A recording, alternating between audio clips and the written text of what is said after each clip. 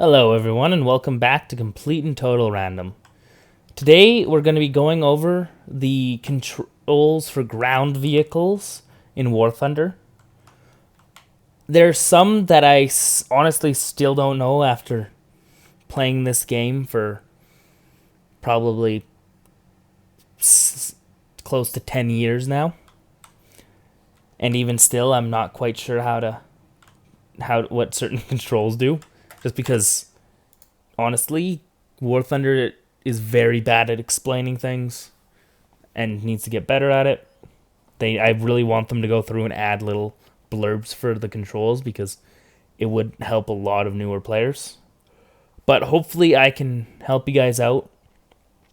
So I'm just going to go straight through all the controls. I'll show what they do. I'll show what some of them are for very specific types of vehicles, or in some of them are only used on certain vehicles. And some of the controls are actually not used anymore. So, starting with movement, this is the easiest one. Automatic transmission. This just means that your transmission is automatic. You can also control it manually. Vehicle left and right brake is your left track and your right track. You can brake those and that'll cause your tank to turn. When you're in manual transmission mode. Throttle up and down is a lot less complicated than it seems. Throttle up just means to move forward with the automatic transmission, and throttle down means to stop and or reverse. Left and right means that your vehicle will attempt to turn left or right if possible.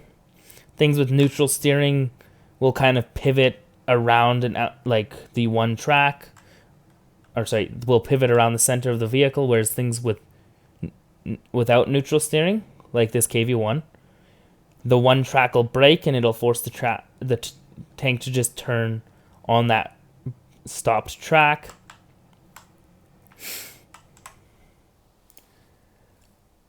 And then cruise control, that's another pretty simple one. A lot of people don't really know what this means, but essentially, I have it just set to 2 buttons, and if you look in the bottom right corner, you'll see you have cruise control settings. Now, if you hit this, you can take your hands away from the key or from those controls, and it'll just continuously move you forward at that rate. It's really useful if you have an automatic transmission. You kind of just want to creep in at a slower speed, because as you can see, at slower speeds, it actually makes your gun quite a bit more stable. And then you can also just put it to the max, which is nice for certain vehicles like the Moz and the Doom Turtle, which have very, very slow speeds where you're just kind of sitting there waiting to get into the match for a good couple minutes when it starts.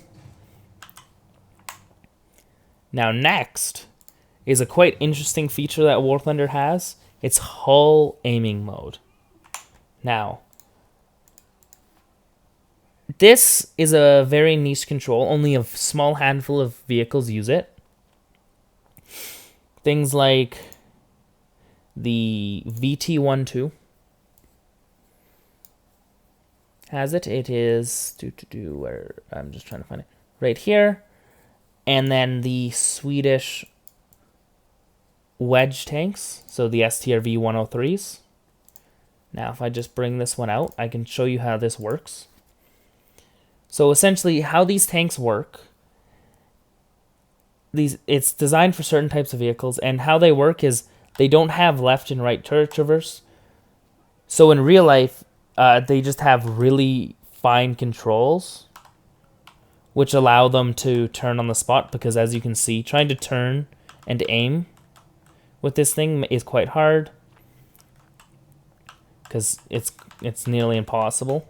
But if I turn on hull aiming mode, it allows me to turn certain types of tanks with my mouse, allowing for easier use. It also makes the wedge tanks. It's the only reason, I'm pretty sure it's the only reason you can really use the wedge tanks in game. Because how these tanks work is they actually use hydropneumatic suspension and very fine drive controls, which allows the tank to be basically aimed by one person. In fact, in the S tanks, any single crew member can run the tank. So it is, I believe, the only vehicle or the only tank in game that can be run solely with one crew member. Every other tank requires two, a gunner and a driver. But because of how this is aimed, it's aimed by the driver. It allows it to be used with only one crew member, being I believe the only tank in game to do this. And it makes it quite a unique tank. So now, on that note, we can look at weaponry. So I'll need to go and find another tank to show you what this means. So, fire from main cannons. I'm sure you guys have all seen that. It's how you shoot your main cannon. Now, there's other tanks in game that don't use this exact same principle. So not every single tank in game only has one main cannon. So there's many tanks in game that have multiple cannons. Things like, for instance, the T1E1 and the Maz have individual two individual cannons. They have a 37 and a 76 on the T1E1, and then a 75 and a 128 on the Maz. But for this example, I'll bring out the T35 because it'll let me show you guys a couple more interesting things about how the controls work. Now let's bring this out. Now I'm sure you guys can kind of see what I mean. Certain tanks have very specialized controls like associated with them. So like things like the T35 here, as you can see, it has two turrets.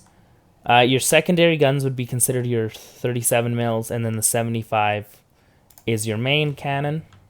So this allows you to individually shoot different cannons.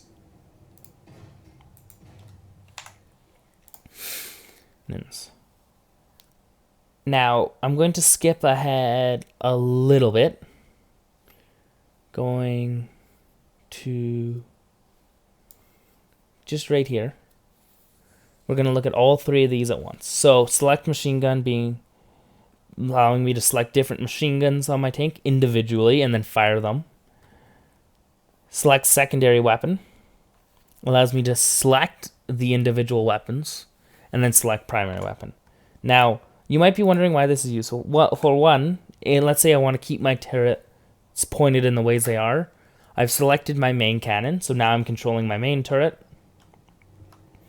And I'm able to fire this individually, and then if I switch to my other turrets, you can see this turret has a different muzzle velocity, so I want to switch the views, and that'll give me individual sight pictures for the individual cannons. And then if I switch back, obviously I can use the higher velocity 37 mil. And then if I hit T, I can switch to my machine guns. And this lets you switch to any individual machine gun in game. And then I'm going to switch this around. Now, as you can see, now I'm only controlling the one machine gun, which can actually be a problem, because now I'm only controlling the one machine gun. I'm not actually controlling anything else. And then if I switch back, I can be controlling my cannons again. This allows me to use the other button, the reset the weapon selection. So now I'm controlling every single gun on the tank at once. What I do is I separate the different fire mechanisms. So I have my machine guns, special weapons, secondary guns, and main caliber guns. I'll show you in a second what it means by special guns. But basically, this is another type of weapon system. Usually, a lot of them are like your heat-seeking rockets or your secondary weapons on a lot of vehicles that aren't just another cannon.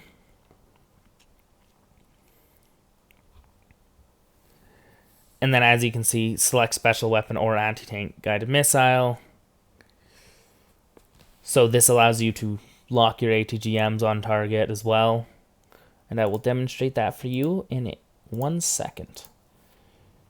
Now, as you can tell, there is a lot of controls, and they can be kind of overwhelming to get all of them on your keyboard, so I wouldn't recommend getting them all, because if you're not playing certain tanks, you don't need these controls. You can always set them up later.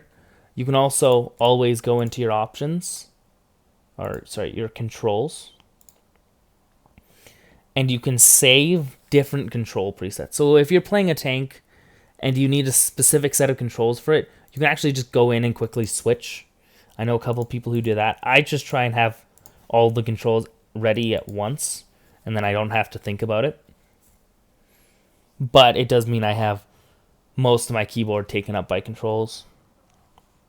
Now, fire from special weapons. I'm going to hit that button now. Now, if it's an anti-tank guided missile, like one that has a lock-on system, like a surface-to-air missile or any of that, if I hit the button, again, it'll fire after locking on. Whereas for other weapons like rockets and stuff, like the Magotch 6 Hydra, you just hit that button and it will fire the rockets. These ones just have an extra step because they have a lock-on guiding phase.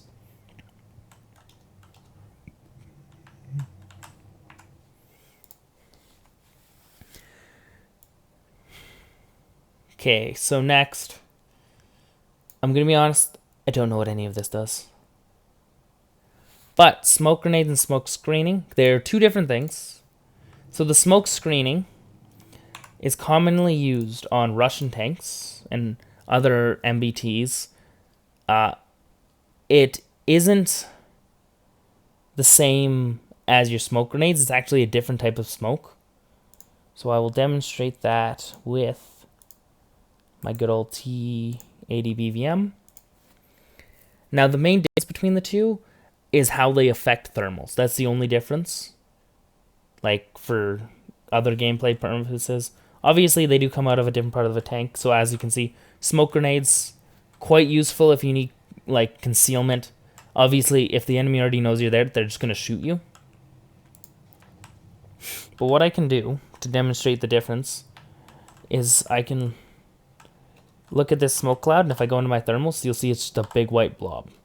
But if I go like this and I start deploying ESS, so smoke screen, and then I look through my thermals, I can actually see directly through them, which is a very important thing to know.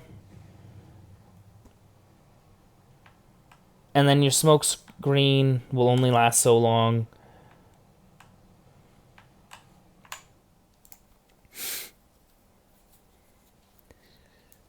But it can be quite useful. And then things like your ESS, if you're smart, you can sometimes and clever, you can sometimes use it to disguise yourself and pretend to hide yourself in smoke and then look out through your thermals. But you also have to be careful of using it to actually conceal yourself, because your thermals can give you away. Now, let's get on to another part that I don't quite understand, and that's radar. Partially because I've not really used it much, and partially because I'm just bad at it. And as I've found, there's just not really many tutorials online, which is the reason I'm making this series. But what this lets you do, let's find a good example. Let's try our good old friend. Let's grab an AA gun, because essentially what these AA guns do, any AA gun will work the same. So obviously not all of them have your radar. If it doesn't have radar, then you don't need to worry about it. And then of course radar is quite useful. I'm going to turn it on. So if I go to my controls, and I go back down to weaponry. So this turns on and off your radar, and this switches between your radar and your IRST, and I have no idea what that does. I also have no idea what the other modes do. Part of it is I just haven't really ever tested it out. If I get enough time and figure it all out, I will let you guys know. Like, I'll make a follow-up video on it. Switch guidance method. All that does, I believe, is just change it from... is just allow you to lock on.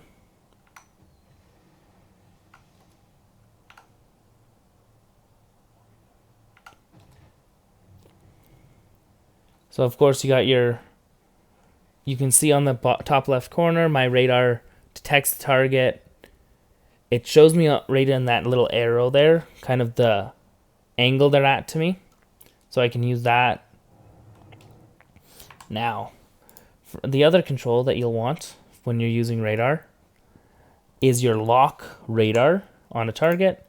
So what you can do, it varies depending on the type of radar, but essentially you can grab it and lock onto a target.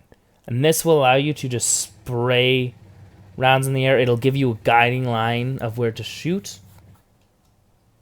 And it'll also keep your mouse or your aim generally where it should be. And as you can see, as I just follow that, it'll tear that aircraft apart.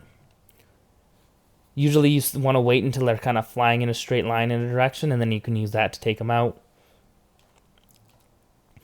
And that's as much as I kind of really know about how radar works. Even years and years into playing this game, I'm still not necessarily sure. Now, night vision mode. Let's switch to another vehicle again. That is your thermals and your night vision. So thermals automatically overrides your night vision. So you can't use your night vision if you have thermals, from what I've found.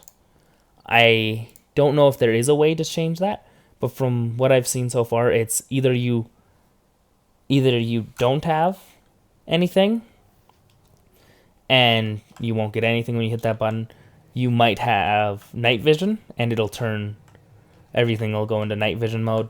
Or if you have thermals, when you hit the button, it'll activate thermal mode. And as you can see, this gives you a great sight picture. It's all heat based, so it can make things like aircraft a lot easier to see in the sky, because you can see how much easier it is to make out.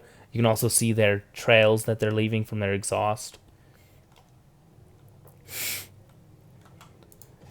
But it's important to be very mindful of when you're using it, because sometimes it's a lot easier to see just with normal vision versus thermals, because if I go into, let's say, an angle like this, where I can still just make out like the Challenger there, but then I hop into night vision, makes it a lot harder.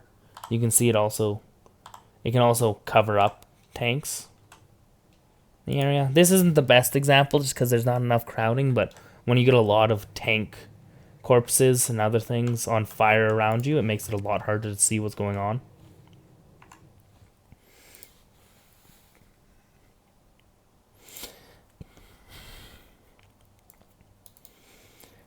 Night vision only really useful if you're playing higher tiers with night vision devices and thermals.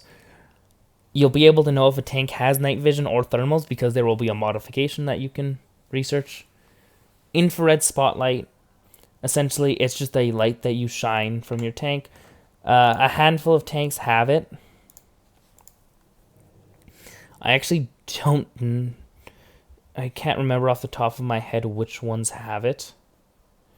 But essentially it just shines a light and makes it easier to see in the dark.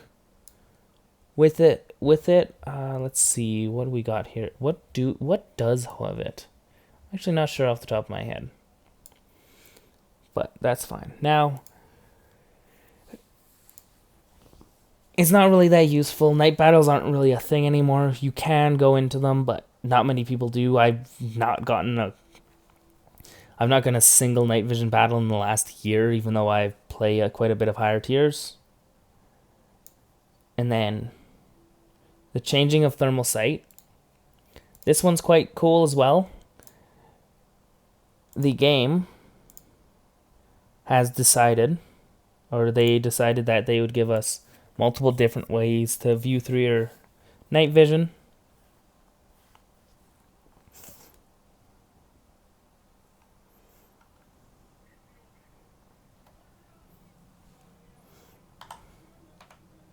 So it lets you just basically switch between dark and light mode for thermals. And then another one is, I guess one thing we can quickly go over. The switch rate, or I think it's either switch between or switch on off, is actually used for a very specific purpose on two tanks. On the STRV 122B, it has a periscope that raises, and the same goes for the Object 775. And what this does is, as you'll see, this control that we're about to go over, your commander fire control system, it is part of your commander sight. So what you can do is you pull up your commander controls. This is like binoculars, but it has better zoom. And then there's two tanks in game that have this. Some tanks have night vision in there. In fact, the night vision in the commander's cupola is better. And then you can activate your aim mode, so you can fire from your commander's cupola, which is quite useful if, let's say, you have grass in your tank sight, or you're having trouble seeing where the enemies are. You can use stuff like that to get a better visual, especially while behind cover. And then you can just use it as your main control, because you can either use this or you can switch to this. And some tanks, honestly, it's worth doing, because the commander's night vision on things like the STRV 122B is quite a lot better, though you don't get that same aiming reticle, so it can make certain shots harder to pull off.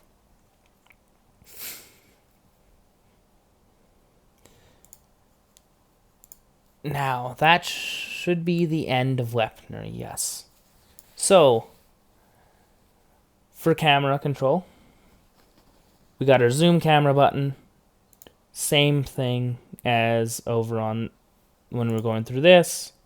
Sniper mode, that's just your scope. So it lets you zoom in on targets. It gives you your range indicator, allows you to see what you range found, makes it easier to see targets, and it can make it easier to aim.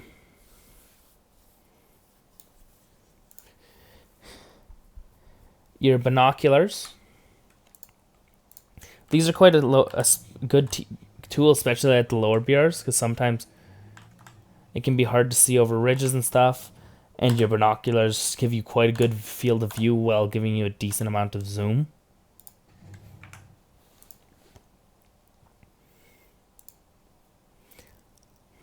Your stabilizer mode. This allows you to turn the stabilizer on your gun on and off. I haven't really seen a reason to use it. Target tracking ground. It allows you to lock onto a target, and basically your turret will just kind of follow it. I believe this only works with controllers. I've never actually tested it out. Never bothered to. Your zoom axis ground. So that's just your zoom. So how zoomed in you are. Your view in battle, so that just means when you're moving your mouse left and right and up and down, it makes it so you're looking back and forth.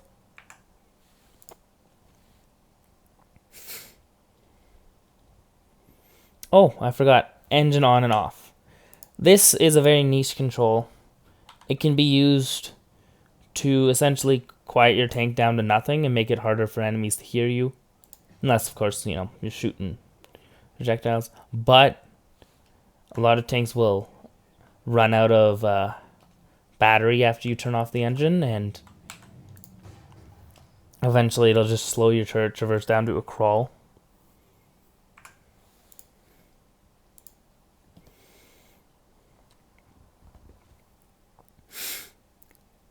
Tank aiming axis. So that is your control over that little white circle that aims your guns. So you can switch it to other things, like you can switch it to keybind controls. But I usually just keep it bound to my camera control, because then wherever I'm looking, my turret's going to. Which you can might think would be a problem, but there's actually another control that helps with that. And then you can see these zoom axis ground. That's my ground. You can also make it sight distancing control. And sight distancing control, all that does is, you see on the left side there, you can see my range indicator. So I know the target's at that range if I had range finded them, and I would just zoom to whatever range I needed. It can be quite hard with a mouse wheel that doesn't want to work, but it allows me to change how far my gun is aiming. Wow, it goes quite far. It's quite useful on machines where you can't see the entire reticle. Like you can't see at like your scope is too zoomed in to see 5,600 meters or whatever. Like when you're firing tanks with a lot of shell drop. Now let me go and fix that. Yes. Now we get on to some of the more interesting niche things again. So let's return to hangar and get another vehicle. I know we've gone through quite a few vehicles already, but trust me, if I could just pick one vehicle and show you guys it all, I would. But for this, let's pull out something a little different. Let's pull out a Katusha truck. Now, this is actually quite an interesting feature. A lot of people don't realize that the Katusha trucks have. So I can take my truck and I can incline it. That's forwards, that's backwards, that's recenter. You can tilt left and right, like lean the entire tank left and right on certain vehicles, just like I'm leaning it forwards and backwards.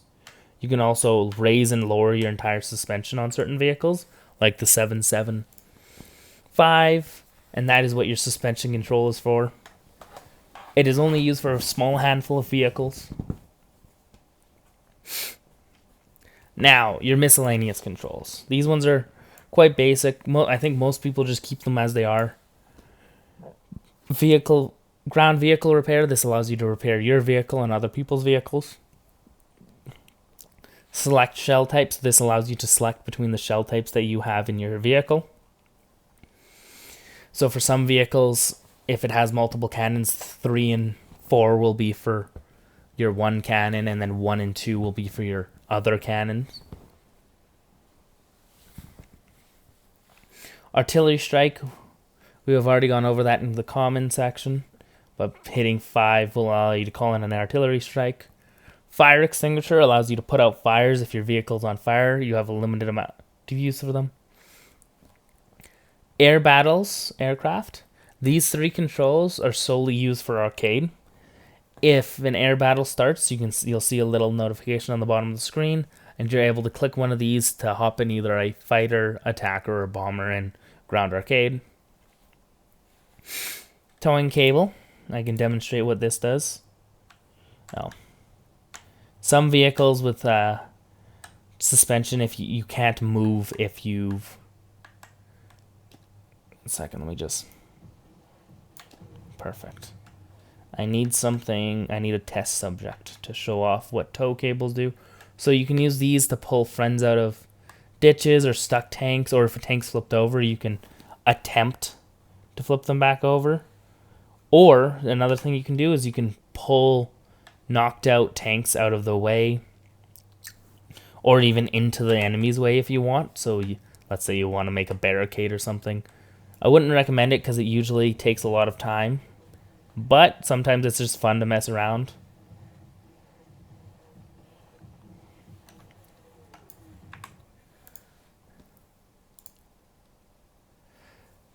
Okay, now we get on to some of them other vehicles I'm going to need to bring out.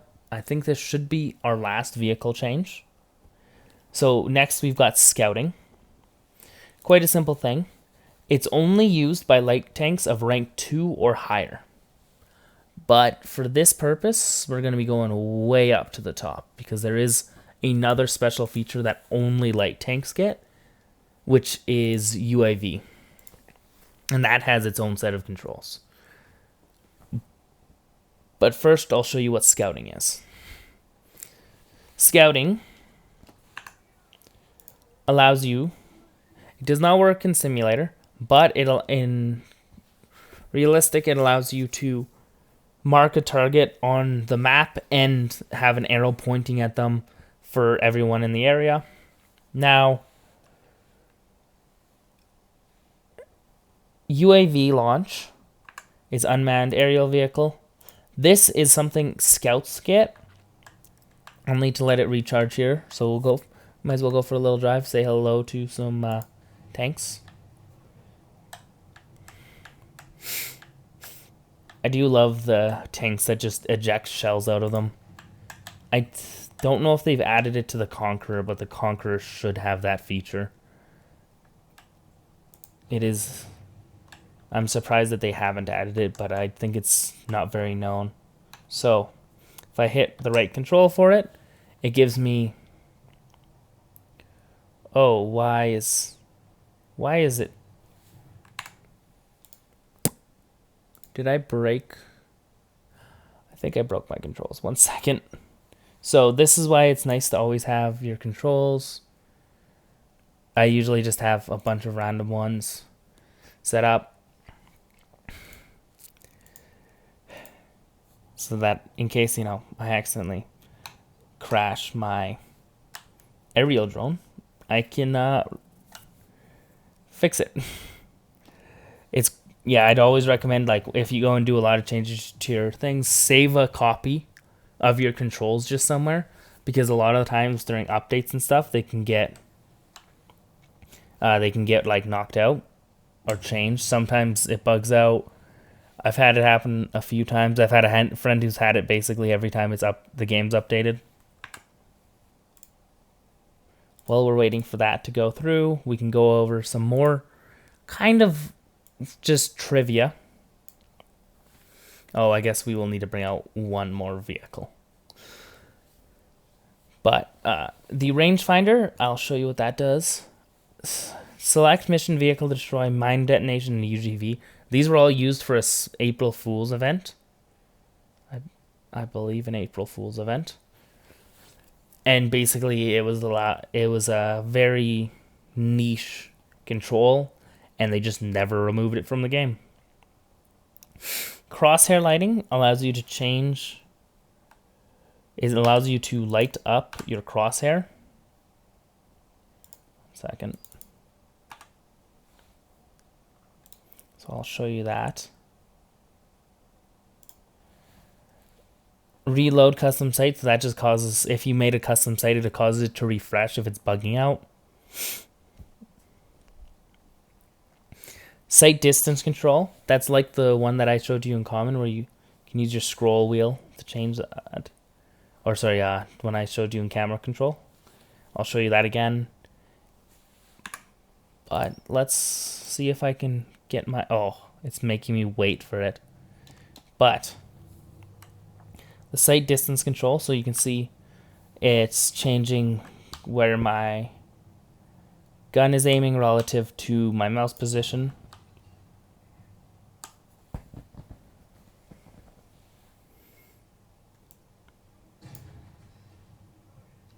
Your rangefinder, so at higher tiers, you'll have a laser rangefinder.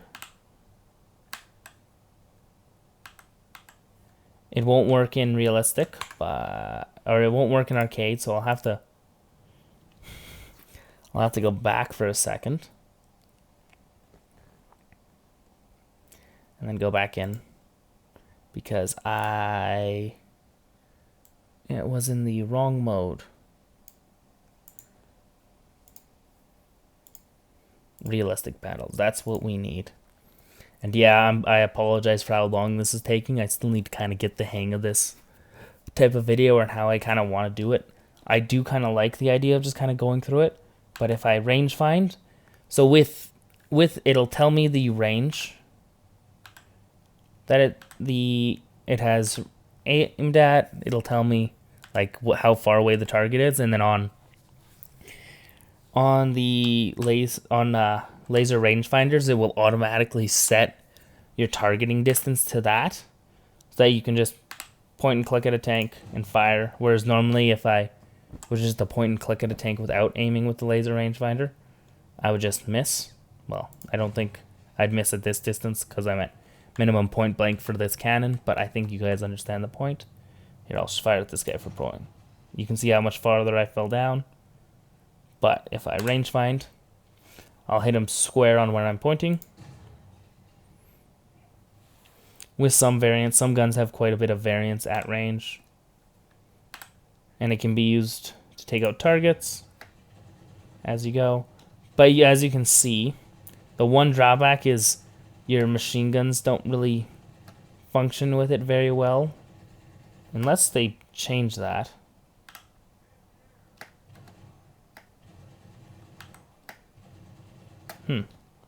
Okay, so it seems that that was changed. Before, they used to just aim right up in the air. Now, if I go Alt V, I can bring out my UAV. So UAVs are very good with set target for squad.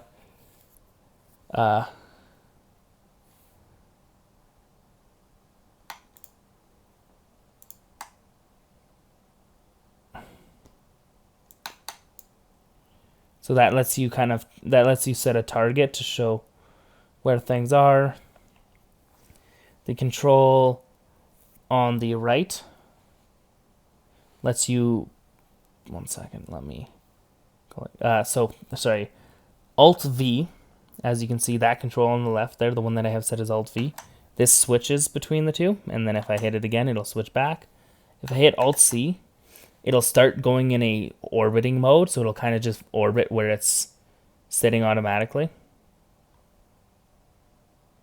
And it'll just keep circling. And this can be quite useful if you're in the middle of scouting targets for your team.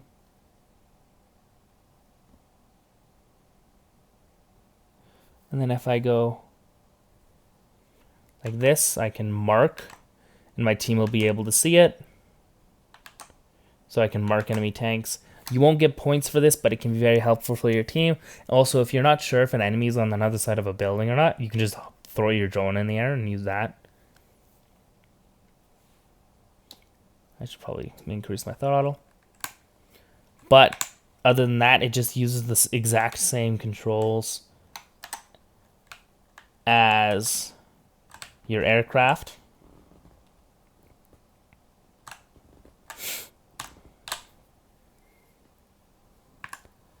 And the last control we will need to see, and as you can see, it'll automatically open up whatever control panel you need for whatever vehicle. So if you're not sure what something is classified under, just open up the controls and it'll show you.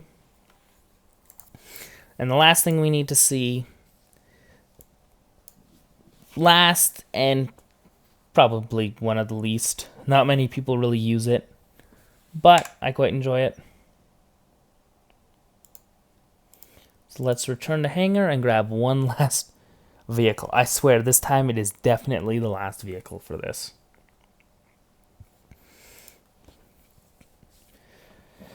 So let me bring out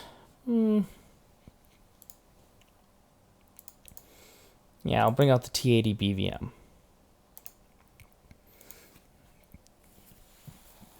Now, there's two ways to activate this. I find the easiest way is just to have a control set. What it does is it lowers a little blade. On some tanks it's a bit different looking, and then what you can do is you can use it to make entrenched positions. And as you go, and you can dig holes into the ground.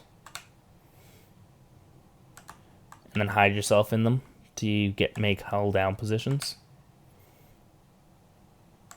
It doesn't work perfectly in every place. Some places it doesn't work very well. But it is what it is. Honestly, I quite like the feature. It's just fun. If I can, I wonder if there's some ground here that I can cut into well. If there's terrain features and stuff around, it won't let you cut into the ground very deep. You can push up some material. It does help stop shots, but not by much, I've found. It's more better just being in the ground. Normally you can dig pretty deep trenches, so let's see if we can find one to kind of just demonstrate how this works.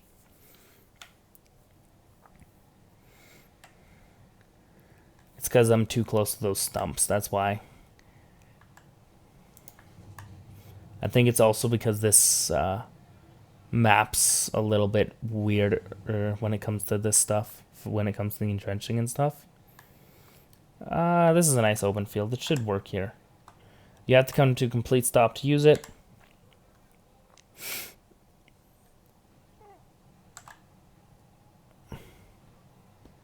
And then you can see, yeah, I'm able to just kind of dig a trench. It can also act as great cover, like to hide yourself behind, and just make it so you're harder to see. You can see I'm actually digging myself into the ground.